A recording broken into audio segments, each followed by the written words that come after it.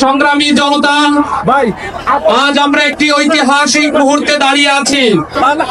জাতীয় নাগরিক পার্টি ঢাকা মহানগরের উদ্যোগে আয়োজিত আওয়ামী লীগের বিচার এবং সংস্কারের দাবিতে যে আয়োজন, সেই আয়োজন থেকে আমি বলতে চাই, জাতীয় নাগরিক পার্টির অস্তিত্ব, জাতীয় নাগরিক পার্টির জন্ম, জাতীয় নাগরিক পার্টির প্রেক্ষাপট তৈরি হয়েছে জুলাই আন্দোলনের শহীদের রক্ত এবং আহতদের রক্তের মধ্য দিয়ে। সেই জায়গা থেকে জাতীয় নাগরিক পার্টি আজ আপনাদের মাঝে বলতে চাই, আমরা এই শহীদ এবং আহতদের যে ভাষা, সেই ভাষাকে আমরা জনগণের কাছে নিয়ে যেতে চাই।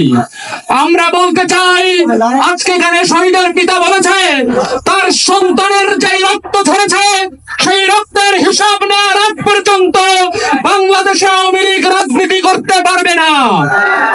জাতীয় নাগরিক পার্টির পক্ষ থেকে আমরা বলতে চাই, আমাদের ট্যাক্সের টাকায় কেনা বুলেট আজকে আমাদের বুকে চালানো হয়েছে। এই প্রত্যেকটা বুলেটের হিসাবের মীমাংসা আগে বাংলাদেশের মাটিতে করতে হবে, তারপরে আমরা আওয়ামী লীগের প্রশ্নে যাব। আমরা জানি লক্ষ কোটি মানুষের মধ্য দিয়ে যে আকাঙ্ক্ষা, সেই আকাঙ্ক্ষা তৈরি হয়েছে আওয়ামী লীগের বিচারের দাবিতে। আজকে এখানে একটা সরকাররা বলার চেষ্টা করে, বিভিন্ন রাজনৈতিক দল বলার চেষ্টা করে জনগণ সিদ্ধান্ত নেবে। আমরা বলতে চাই, জুলাই অভ্যুত্থানের অংশীদার যে জনগণ, সেই জনগণকে দেখতে হলে আজকে আপনারা এখানে আসুন। যে আহত ভাইয়েরা পঙ্গুত্ববরণ অবস্থায় আমাদের মাঝে এসে সংহতি জানিয়েছেন, যেই শহীদের বাবারা, যেই শহীদের পরিবার আজকে সংহতি জানিয়েছেন, এই জনগণের ভাষাকে এই সরকার আজকে বাস্তবে রূপান্তর করতে হবে।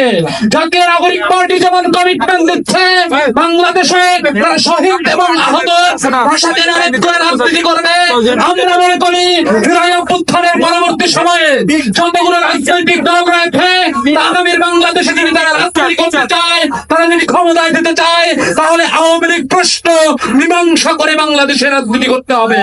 তাহলে এই শহীদদের ভাষাকে সম্মান করে, শহীদদের দাবিকে অ্যাকনলেজ করে রাজনীতি করতে হবে। আজকের এই সংক্ষিপ্ত বক্তব্যের মধ্যে বলতে চাই, আমরা বাংলাদেশের মানুষের উপরে গত 15 বছরে যে নিপীড়ন, নির্যাতন, গুম, খুন হয়েছে, তার বিচার আদায় করে আমরা ঘরে ফিরবো ইনশাআল্লাহ। এই গত 15 বছরের হিসাব এবং বাংলাদেশের গত 53 বছরের ন্যায্য হিস্সা বুঝে নেয় হবে জাতীয় নাগরিক পার্টির রাজনীতির প্রধান উদ্দেশ্য। সবাইকে অসংখ্য ধন্যবাদ।